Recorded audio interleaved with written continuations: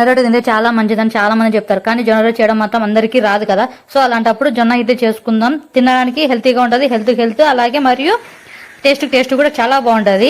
చేయడం కూడా చాలా సింపుల్. 2:1 రేషియోతో జొన్నలు మరియు మినపప్పులు బాగా వాష్ చేసుకొని నానబెట్టుకోవాలి. జొన్నలు అట్లీస్ట్ 8 to 10 hours నానబెట్టుకోవాలి. అప్పుడే ఇండక్షన్ ప్రాబ్లం రాదు, కాన్స్టిపేషన్ కూడా ఇబ్బంది లేకుండా ఉంటుంది. తర్వాత మిక్సర్కి వేసుకోవాలి. మిక్సీకి ఎలా వేసుకోవాలంటే పేస్ట్ చాలా లైట్ గా వేసుకోవాలి. ఇడ్లీ బ్యాటర్ మాత్రం వేసుకోవాలన్నమాట.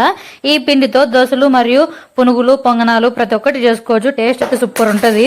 ప్రజెంట్ ఉన్న బిజీ షెడ్యూల్ లో జొన్న రొట్టె చేయడం ఎలా వీలవుతుందండి? జొన్న రొట్టె చేయడం వీలవుతుందా లేదని పక్కన పెడితేనా, జొన్న రొట్టె చేయడం ఎంతమందికి వచ్చి చెప్పండి. అసలు ఇప్పట్లో జొన్న రొట్టె చేయడం ఎవరికి రాదు. సో దానికోసం ఇది ఆల్టరేషన్ జొన్న ఇడ్లీ అనమాట. జొన్న ఇడ్లీ, జొన్న దోశ వేసుకోవచ్చు. చాలా టేస్ట్ బాగుంటది, హెల్త్ ఉంటుంది, టేస్ట్ బాగుంటది. నేను ఇంకా ఇడ్లీ వేయలేదు, జస్ట్ బ్యాటర్ మాత్రం రెడీ చేసి పెట్టాను. ఈ నైట్ కి ఫర్మెంటేషన్ చేసేసి రేపు మార్నింగ్ ఇడ్లీ అనేది ప్రిపేర్ చేస్తాను. నా వీడియో కానీ మీకు చెప్తాను.